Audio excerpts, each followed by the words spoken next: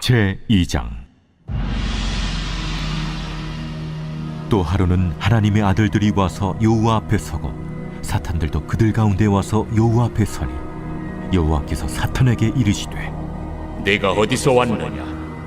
사탄이 여호와께 대답하여 이르되 땅을 두루돌아 여기저기 다녀왔나이다. 여호와께서 사탄에게 이르시되 내가 내 종 욥을 주의하여 보았느냐? 그와 같이 온전하고 정직하여 하나님을 경외하며 악에서 떠난 자가 세상에 없느니라. 내가 나를 충동하여 까닭없이 그를 치게 하였어도 그가 여전히 자기의 온전함을 굳게 지켰느니라. 사탄이 여호와께 대답하여 이르되 가죽으로 가죽을 받고 사람이 그의 모든 소유물로 자기의 생명을 바꾸온지라. 이제 주의 손을 펴서 그의 뼈와 살을 치소서. 그리하시면 틀림없이 주를 향하여 욕하지 않겠나이까. 여호와께서 사탄에게 이르시되 내가 그를 내 손에 맡기노라. 다만 그의 생명은 해하지 말지니라. 사탄이 이에 여호와 앞에서 물러가서 욥을 쳐서 그의 발바닥에서 정수리까지 종기가 나게 한지라. 욥이 제 가운데 앉아서 질그릇 조각을 가져다가 몸을 긁고 있더니 그의 아내가 그에게 이르되 당신이 그래도 자기의 온전함을 굳게 지키느냐? 하나님을 욕하고 죽으라. 그대의 말이 한 어리석은 여자의 말 같도다. 우리가 하나님께 복을 받았은즉 화도 받지 아니하겠느냐. 하고 이 모든 일에 욥이 입술로 범죄하지 아니하니라. 그때 욥의 친구 세 사람이 이 모든 재앙이 그에게 내렸다 함을 듣고 각각 자기 지역에서부터 이르렀으니 곧 대만 사람 엘리바스와 수아 사람 빌닷과 나아마 사람 소발이라. 그들이 욥을 위문하고 위로하려 하여 서로 약속하고 오더니 눈을 들어 멀리 보매 그가 욥인 줄 알기 어렵게 되었으므로 그들이 일제히 소리질러 울며 각각 자기의 겉옷을 찢고 하늘을 향하여 티끌을 날려 자기 머리에 뿌리고 밤낮 7일 동안 그와 함께 땅에 앉았으나 욥의 고통이 심함을 보므로 그에게 한마디도 말하는 자가 없었더라. 새벽 영성기도의 시간입니다. 어제부터 욥기의 말씀이 시작되었습니다. 욥기는 구약에 있는 대표적인 지혜 문학 중 하나입니다. 구약의 지혜 문학은 잠언, 전도서, 욥기가 있습니다. 지혜 문학의 특징은 크게 두 가지로 나타납니다. 하나는 인생의 성공과 회복을 위한 실용적인 교훈입니다. 잠언이 바로 여기에 해당되죠. 또 하나는 인생의 고통과 의미에 대한 깊은 생각입니다. 전도서와 욥기가 바로 여기에 해당됩니다. 그래서 욥기에 고난의 문제가 등장하는 것입니다. 어제 살펴본 욥기 1장에서 욥이 당한 고난은 욥의 잘못으로 찾아온 것이 아니었습니다. 오늘 본문도 동일합니다. 사탄의 시험으로 인해 욥에게 또 다른 고난이 찾아옵니다. 욥기 1장에서 욥은 자녀와 재산을 잃었습니다. 오늘 본문인 욥기 2장에서는 욥은 건강을 잃게 됩니다. 욥기 1장과 2장은 매우 비슷한 내용이 반복됩니다. 사탄이 하나님을 찾아왔고 사탄은 욥에게 고난이 닥치면 분명히 하나님을 떠날 것입니다 라고 장담합니다. 그러나 하나님은 욥을 철저하게 변호해 주십니다. 하나님은 욥이 고난에 처하더라도 하나님을 절대 떠나지 않을 것이다 라고 말씀하십니다. 욥기 1장 8절에서 하나님은 사탄에게 욥에 대해 이렇게 말씀하셨습니다. 여호와께서 사탄에게 이르시되 내가 내 종 욥을 주의하여 보았느냐. 그와 같이 온전하고 정직하여 하나님을 경외하며 악에서 떠난 자는 세상에 없느니라. 하나님께서는 욥을 마치 국가대표로 생각하듯이 자랑스럽게 사탄아, 너가 아무리 욥을 시험해도 욥은 나를 떠나지 않는다 라고 말씀하신 것입니다. 그러자 사탄은 하나님께서 욥과 욥의 집과 욥의 모든 것을 울타리처럼 둘러 지켜주고 계시니까 욥은 그것 때문에 하나님을 떠나지 않는 것입니다 라고 말했습니다. 하나님은 욥이 자신을 떠나지 않을 것을 믿고 있었기에 욥의 고난을 허락하신 것입니다. 욥은 자녀와 재산을 다 잃었어도 하나님을 떠나지 않았습니다. 하나님의 말씀이 맞았던 것이죠. 그래서 하나님은 사탄에게 다시 한번 욥을 칭찬하며 이렇게 말씀하셨습니다. 오늘 본문 3절입니다. 여호와께서 사탄에게 이르시되 내가 내 종 욥을 주의하여 보았느냐 그와 같이 온전하고 정직하여 하나님을 경외하며 악에서 떠난 자가 세상에 없느니라.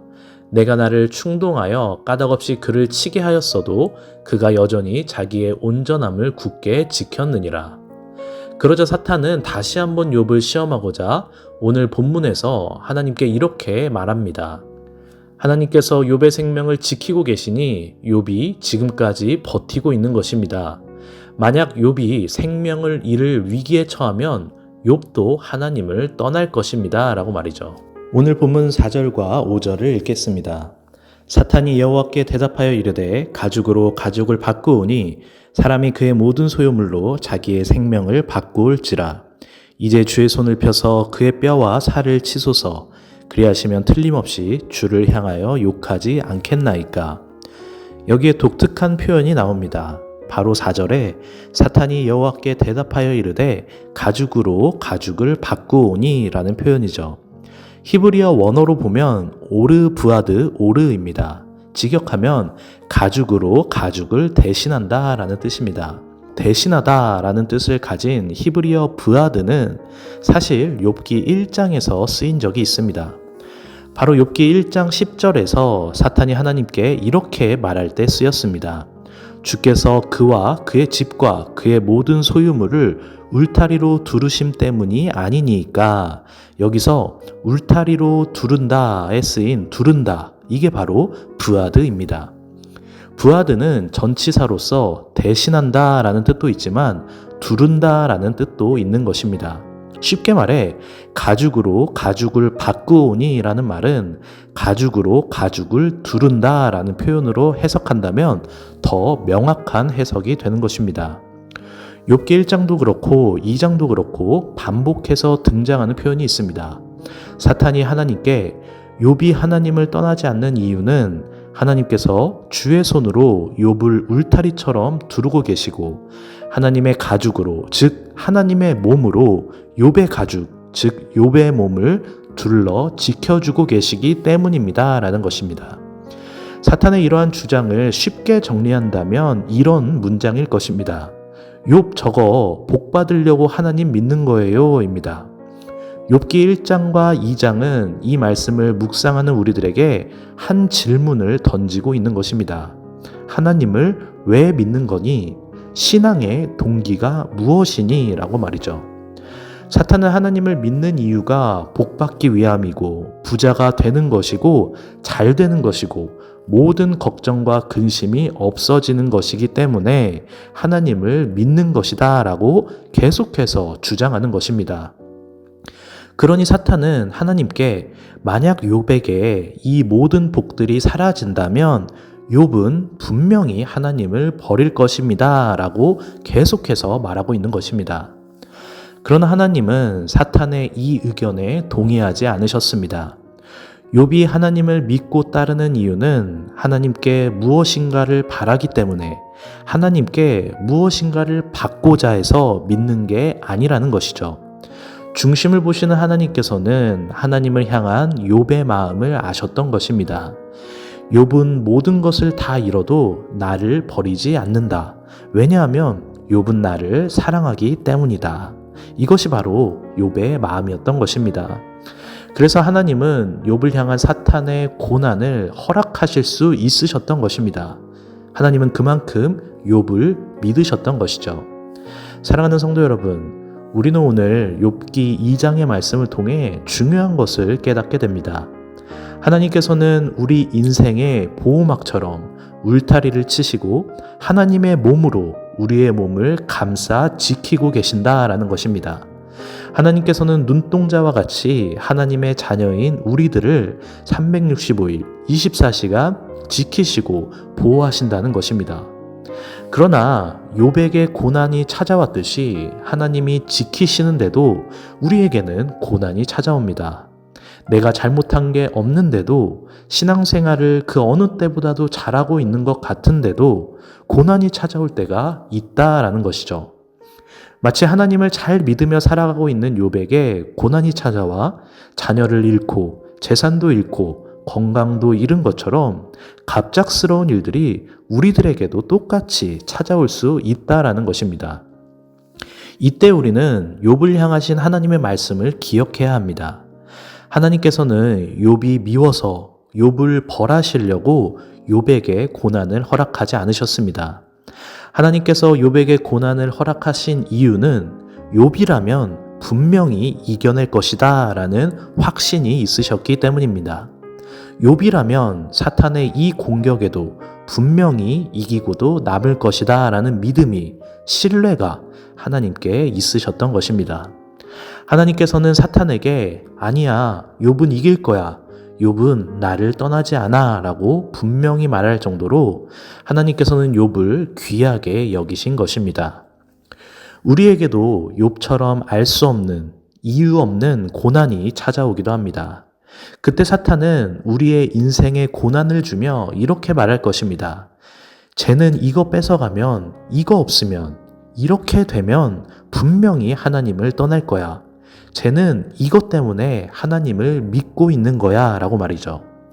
반대로 하나님은 우리를 믿으시며 이렇게 말씀하십니다. 아니야, 아무것도 없어도 쟤는 나를 사랑해서 나를 떠나지 않을 거야. 나는 믿고 있어 라고 말이죠.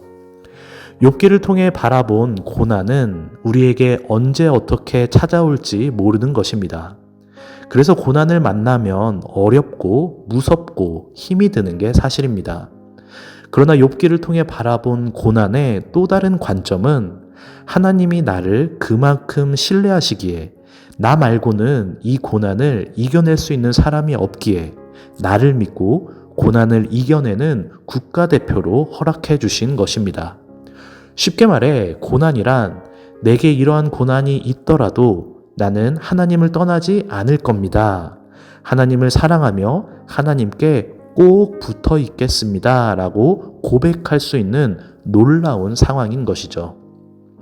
사랑하는 성도 여러분, 저와 여러분이 하나님을 믿는 이유가 사탄이 말하는 재산이나 잘됨이나 복등이 아님을 믿습니다. 저와 여러분이 하나님을 믿는 이유는 여호와 하나님께서 우리들의 유일한 구원자이시며 우리의 사랑이시며 홀로 영광 받으실 존귀한 분이시기 때문임을 믿습니다.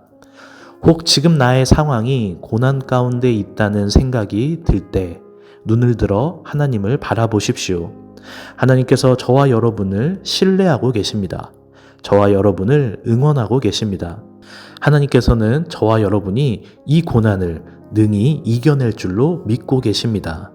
고난 가운데서도 하나님을 사랑하며 하나님을 의지하며 하나님께 붙어있는 저와 여러분이 되기를 간절히 소망합니다. 오늘 공동기도 제목은 다음 세대와 가정을 위한 기도입니다. 아이들이 예배 자리를 떠나지 않기를, 다음 세대가 세상의 죄에 물들지 않고 믿음으로 자라나기를, 가정의 예배가 회복되고 세워지기를 기도해 주시기 바랍니다.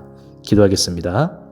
주님께서 나를 위해 날마다 중보하고 계시며 우리가 공고한 상황에 있을지라도 그 크신 은혜로 우리를 돕고 계심을 믿습니다.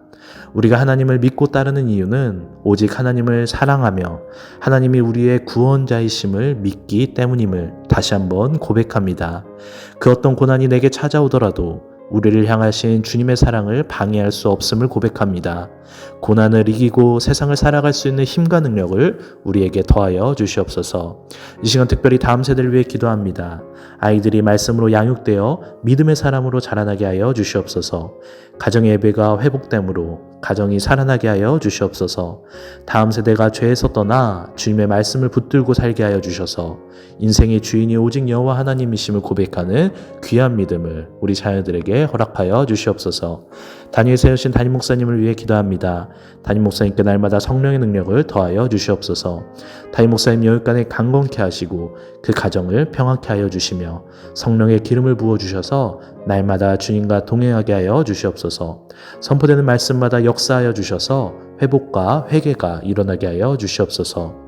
아픔 가운데 있는 주의 자녀들이 있습니다. 주님 보살펴 주시고 몸과 마음의 질병으로 고통받고 있는 주의 자녀들에게 치유의 영을 허락해 주셔서 속히 나음받고 치유될 수 있도록 힘과 능력을 더하여 주시옵소서. 이 새벽 주님께 나와 기도드리는 주님의 자녀를 기억하시고 모든 기도의 제목마다 주님께서 역사하여 주시옵소서. 감사하며 모든 말씀 예수님의 이름으로 기도합니다. 아멘.